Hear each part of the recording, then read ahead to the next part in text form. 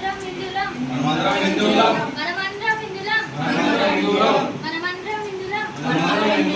జై శ్రీరామ్ జై శ్రీరామ్ జై శ్రీరామ్ జై శ్రీరామ్ జై శ్రీరామ్ జై సీతారాం జై సీతారాం జై సీతారాం జై సీతారాం జై సీతారాం भारत माता की जय भारत माता की जय भारत माता की जय మనిషి అనుసరించిన బాధ్యత మరియు లోకంలో తన ధర్మాన్ని కాపాడు శక్తిని పూజిస్తే విజయం ఖాయం అని శ్రీకృష్ణుడు వారు చెప్పారు.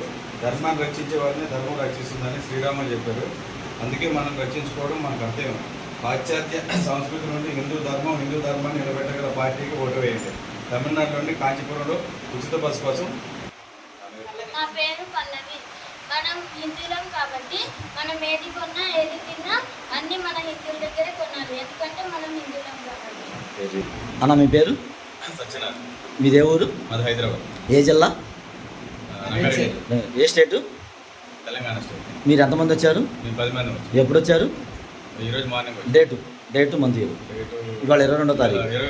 22వ తేదీ మార్నింగ్ వచ్చాము. డైరెక్ట్ స్టేషన్ నుంచి ఇక్కడికే డైరెక్ట్ వచ్చాము. ఇక్కడ అంతా మాకు అంతా సౌకర్యాన్ని బాగా చేసి ఏమైనా ఇబ్బంది అనగలిగినా ఫ్రీ వస్తుందని అంతా ఏమి ఇబ్బంది ఏం లేదు. ప్రతిదానికి ఏదంటే అది అంటే బాత్రూమ్ కానీ ఇంకోటి కానీ అంతా చాలా సౌకర్యాన్ని కలిగించారు.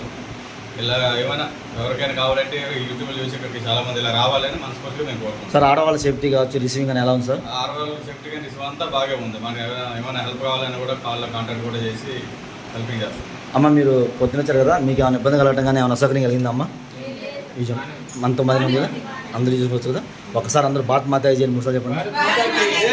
भारत माता की जय भारत माता की जय।